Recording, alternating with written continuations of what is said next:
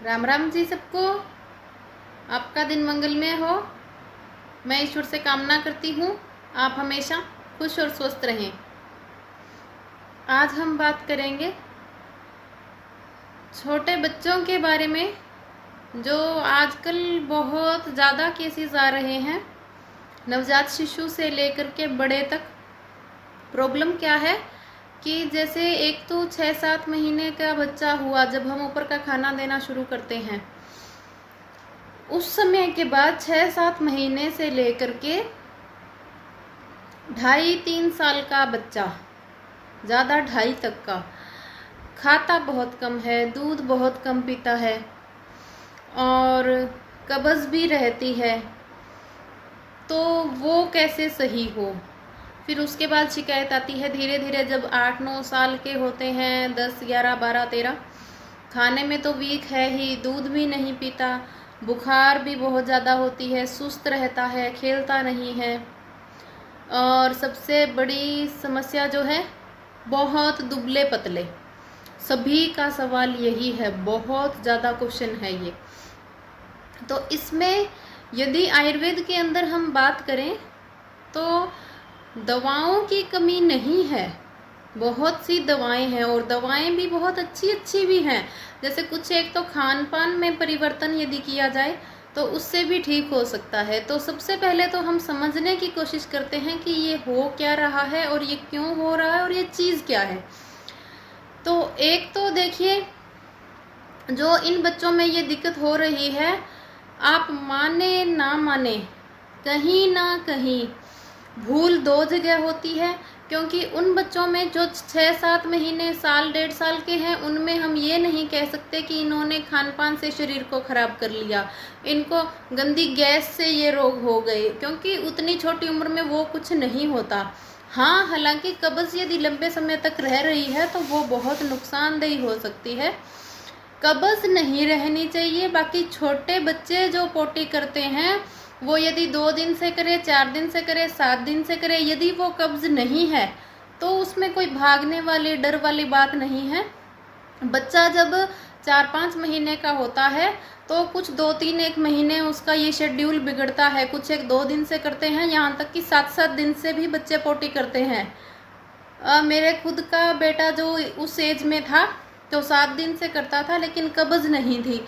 तो वैद्य जी से राय, गुरुजी से पूछने पे पता चला कि यदि कब्ज़ नहीं है तो बच्चा तो ये शेड्यूल बदलता रहेगा, कभी दिन में 2 बार करेगा, कभी 7 दिन से 1 बार करेगा, लेकिन शर्त कब्ज़ नहीं होनी चाहिए। तो वो तो कोई चिंता वाला विषय नहीं है। उसके बाद दिक्कत आती है, कुछ खा नहीं रहा और 7-8 महीना का होता होता बच्चा साल भर, 1.5 साल भर में मिट्टी और ये कलर वगैरह दीवारों से ये चीज़ें खानी शुरू कर देता है। तो क्या करें, कुछ भी समझ नहीं आता। तो उस कंडीशन में आप ये चीज़ समझने की कोशिश करें, जो खाना उसने बिल्कुल कम कर दिया है। एक तो आप उसको, कई बार क्या होता है, कई बार तो दवाओं का साइड इफ़ेक्ट होता है। कौन सी दवाओं का?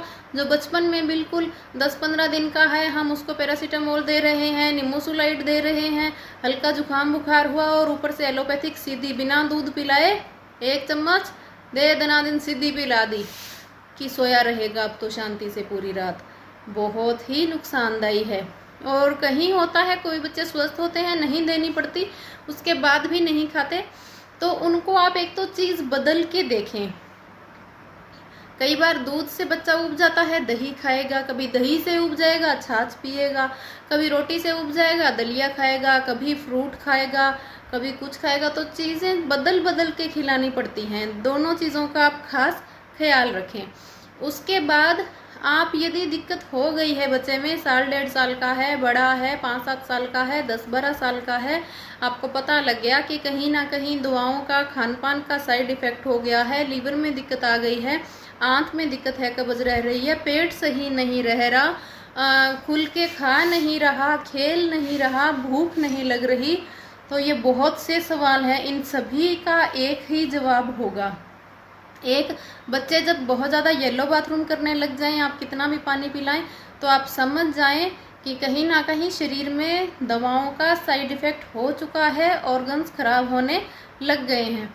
तो उस समय क्या करें? अब आप 2 उपचार साथ में करें तो बहुत अच्छा। यदि आपको कभी एलोपैथिक देनी पड़ जाए, बहुत सी कंडीशन ऐसी हो जाती है कि समझ ही नहीं आता कुछ आयुर्वेद का देने का या कुछ और। एक मैंने आपको पहले भी बोला था, जब बच्चा छोटा होता है तो माता ज़्यादा सेंसिटिव भावुक हो जाती हैं कि इसको ये चीज़ क्यों हुई, बहुत ज़्यादा इमोशनल होती हैं।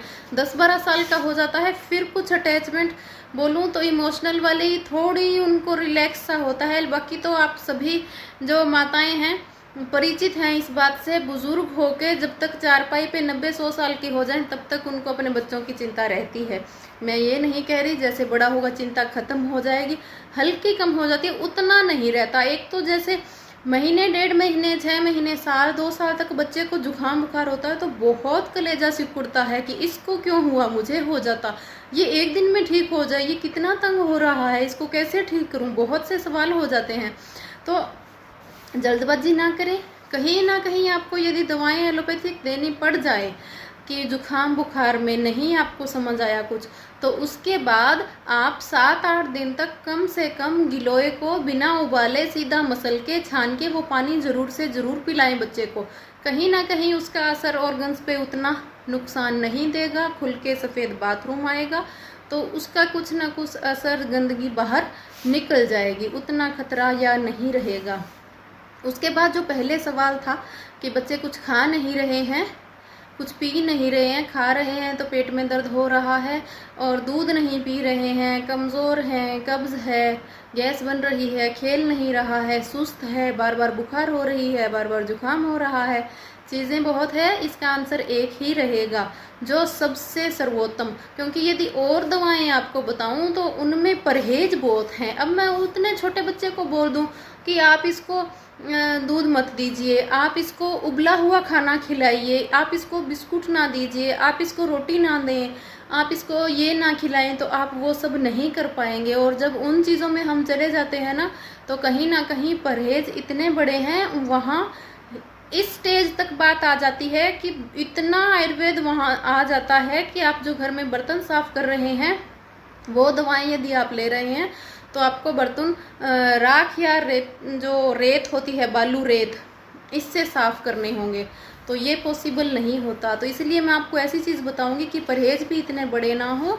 जो आयुर्वेदिक वैक्सीनेशन था, लहसुन, प्याज, अदरक का रस शहद के साथ देना, इन सभी का आंसर एक ही होगा।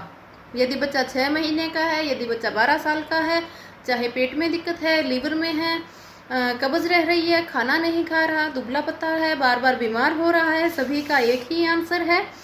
बहुत ही बेहतरीन ये नवरत्न है, सब दवाओं से ऊपर है, एक तरह से रामबाण है। अब क्या करें, लहसुन, प्याज, अदरक, तीनों चीज़ों का रस बराबर मात्रा में लेना है। तीनों चीज़ आप 1-1, 1.5 सेंटीमीटर, 1-1 सेंटीमीटर लंबी आप ले लें तीनों को, और उसको आप इकट्ठा कूट लें। जूसर में वो नहीं निकलेगा।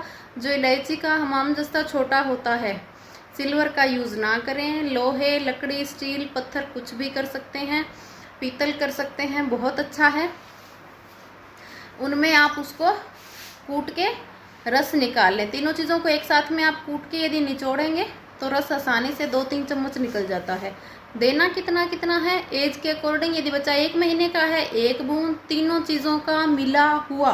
बात को ध्यान से सुने, तीनों चीज़ों का अलग अलग 1-1 बूंद नहीं लेना, अलग अलग नहीं निकालना। लहसुन, अदरक, प्याज तीनों को एक साथ हमाम दस्ते में डाल के कूटें। तीनों चीज़ों का एक ही बूंद रस मिक्स, और उसमें 2-3 बूंद आप शहद डालें। शहद को सीधी आग पे कभी गर्म नहीं करना है, आपको हल्के गर्म पानी में रख सकते हो, उससे टेम्परेचर नॉर्मल हो जाएगा। बाकी अभी तो सर्दी आई नहीं है, बता रही हूँ, बाद में शहद का उसका गुण खत्म हो जाता है। तो ये तीनों चीज़ों का रस आप इस अकॉर्डिंग सेट कर सकते हैं। यदि बच्चा 10 साल का है तो आराम से 1 चम्मच दे दें, 1-1.5 चम्मच, कोई नुकसान नहीं है। 5 साल का बच्चा है, आधा-पौना चम्मच रस, 1.5-2 चम्मच शहद, इस तरह डोज बांध लें। लेकिन बिल्कुल नवजात शिशु है, 1 महीने का 1 बूंद, 2 महीने का 2 बूंद, 9 महीने का 9 बूंद। छोटे बच्चे के जब आप दें तो उसमें कचरा बिल्कुल ना जाने दें, अदरक के बाल से हैं वो कहीं ना चली जाएं। जब आप निचोड़ें तो थोड़ा ध्यान से ये स्टार्ट कर दें। दिन में 1 ही बार देना है, और लगातार देना है 5 साल तक। फ़र्क 3 दिन बाद पता चल जाएगा, बाकी 1 साल बाद तो आप बच्चे को पहचानोगे ही नहीं कि ये वो साल पहले था, वो है क्या। फिर से बोलूँगी, जुकाम बुखार तो होगा ही होगा, साल में 1 बार होना ज़रूरी है। 2 बार हो जाए तो भी डरने की बात नहीं है, क्योंकि यदि शरीर में ज़्यादा कफ बढ़ गया तो जुकाम होगा, गर्मी बढ़ गई तो बुखार होगी। उसमें भी जुकाम बुखार के आयुर्वेद के बहुत से वीडियो रखे हैं, जैसे कुछ और नया याद आएगा, समझ आएगा, पढ़ूंगी, सुनूंगी, प्रैक्टिकल में आएगा तो आपको ज़रूर शेयर करूंगी। वो चीज़ें आप यूज़ कर सकते हैं, बिल्कुल भी नुकसान नहीं हो। बुखार में दालचीनी का काढ़ा भी बहुत अच्छा है, लहसुन का रस शहद के साथ बहुत अच्छा है, तुरंत बुखार उतर जाता है। गिलोय लगातार 7-8 दिन तक दें। कितना ही एक चीज़ मैं वहम दूर कर दूं सबका, लोग बोलते हैं टाइफाइड 1 बार हो जाए तो बार बार होता है। लगातार 15 दिन तक गिलोय उबाल के पियो, सीधी मसल के पियो, कैसे ही पियो, मरीज को लगातार दोगे तो टाइफाइड नहीं होगा, पूरी रंजिश निकल जाएगी बॉडी से टाइफाइड की। तो बहुत ही अच्छी अच्छी चीज़ें हैं, आप इनका सेवन करें, बच्चों का ध्यान रखें, स्वस्थ रहें, मस्त रहें। शेयर और सब्सक्राइब करना ना भूलें। Thank you. यदि और कोई रोग के बारे में पूछना हो तो आप कमेंट करें, आपको जितनी जानकारी अच्छी से अच्छी होगी दूंगी, और बिल्कुल भी भ्रम में नहीं डालूंगी। मुझे इस चीज़ में कोई संकोच नहीं है, जिस रोग के बारे में, जिस चीज़ के बारे में मुझे जानकारी नहीं है, मैं स्पष्ट बोल दूंगी मुझे इसके बारे में पता नहीं है। जैसे ही पता चलेगा, प्रैक्टिकल प्रैक्टिस पढ़ना जो आगे आएगा आपको ज़रूर बताऊंगी। साथ बने रहने के लिए बहुत बहुत धन्यवाद। Thank you.